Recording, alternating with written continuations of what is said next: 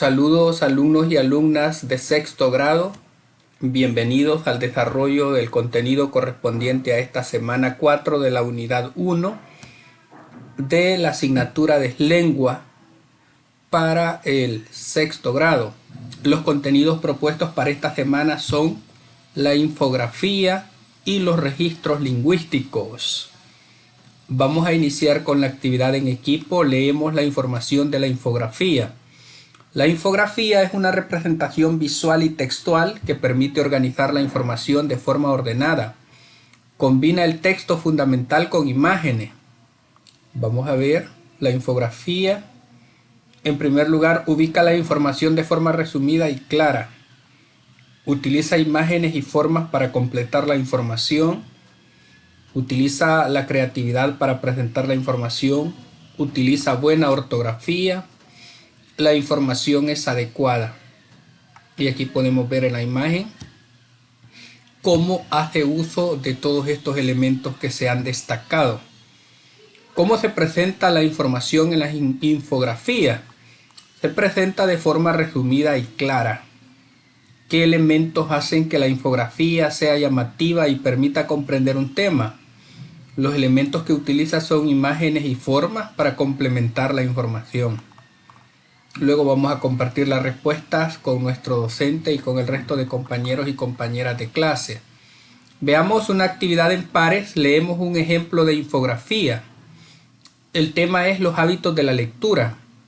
En primer lugar, leer a diario por placer, mejorar mis metas diarias de lectura, buscar en el diccionario las palabras nuevas, leer sobre cualquier temática, compartir con otras personas las lecturas realizadas y número 6, automotivarse con nuevas lecturas y nuevos libros. Vamos a resolver en el cuaderno. ¿Cuáles son los elementos que utiliza la infografía? Utiliza imágenes, formas, información resumida y clara. Eso lo podemos nosotros visualizar en este ejemplo. ¿Cuál es el propósito de la infografía? En términos generales, el propósito es hacer más llamativo el contenido de la información para atraer la atención del lector. Y en el caso concreto de este ejemplo, pues nos está infundiendo o nos está animando a que nosotros practiquemos los hábitos de la lectura. Luego dice, elaboro una infografía, planifico en mi cuaderno. Posteriormente, hacer los procesos de planificación. Vamos a compartir con ustedes este ejemplo de infografía que aparece acá y que quiero compartir con ustedes. Para una alimentación saludable debemos consumir frutas y verduras, variedad en frutas y verduras de diferentes colores, carnes, fuentes de proteínas y ácidos grasos que nos dan energía y salud. Elegir cortes sin grasa. Leche y productos lácteos contienen calcio, vitaminas y fósforo. Granos integrales. Los alimentos deben decir integral o grano integral, porque son los que contienen fibras, minerales y vitaminas. Grasas y aceites. Necesitamos un poco de grasa en tu dieta, pero no mucha. Las grasas buenas las encontramos en el pescado, las verduras y los granos, ¿de acuerdo? Así es que la infografía que les estoy brindando para que ustedes se apoyen y puedan retomarla tiene que ver con algunos tips para una alimentación saludable. ¿Cuál será el propósito de mi infografía? El propósito de esta infografía es concientizar sobre la alimentación saludable. ¿Qué elementos gráficos utilizaré? Pues tiene imágenes, información resumida y clara. Luego vamos a los registros lingüísticos, que es el otro contenido que está dentro de esta semana. Observamos la imagen. Hola Neto, ¿te diste cuenta de que habrá un festival de bandas de paz? ¡Qué chivo! Me llega eso, Lupita. Vamos a ver cómo tocan los cuchumbos. ¿De qué se habla en la situación anterior? Se habla de un festival de bandas de paz. ¿Qué significado tienen las palabras chivo y cuchumbo? Pues la palabra chivo significa bonito y la palabra cuchumbo en este caso se refiere a instrumentos musicales. ¿Por qué los personajes se expresan así? Porque utilizan un lenguaje informal. ¿Cómo puede el joven corregir sus expresiones para que su registro sea formal? Leyendo para conocer nuevas palabras que puedan servirle para expresar sus ideas. Leemos la información acerca de los registros lingüísticos. Un registro coloquial es el que se utiliza en situaciones informales o familiares con mucha espontaneidad, por ejemplo, al hablar entre amigos y amigas. Un registro culto o especializado es el que se emplea en situaciones formales como una clase, conferencia o al escribir libros, artículos, noticias, entre otros. Coloreamos el registro culto y encerramos en un círculo el coloquial. En este caso yo solo he resaltado las palabras del registro culto. Las palabras del registro coloquial las he dejado tal como estaban. Por ejemplo, tenemos dentro del registro culto muy bueno, invitación, excepción, excelente, vivienda, muchacho. Y las palabras del registro coloquial tenemos chato, chavo, cipote, chivo, chipuste y volado. Ahí pueden ustedes observar la diferencia entre el registro culto, que es el que está sombreado de rojo, y el registro coloquial, que es el que está en color negro tradicional. Luego vamos a lo siguiente, actividad individual. Retomo el borrador de mi infografía y verifico que los siguientes aspectos se cumplan, y de acuerdo a la infografía que nosotros hicimos, leo e identifico la estructura, las características, los elementos y el tipo de narrador en los cuentos de terror. Esto se vio en las clases anteriores. Comprendo cuentos de terror atendiendo las características que posee este tipo de texto.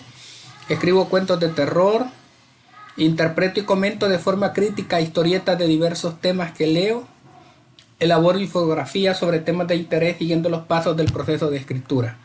Vamos al practica lo aprendido. Actividad en pares. Desarrollemos lo siguiente.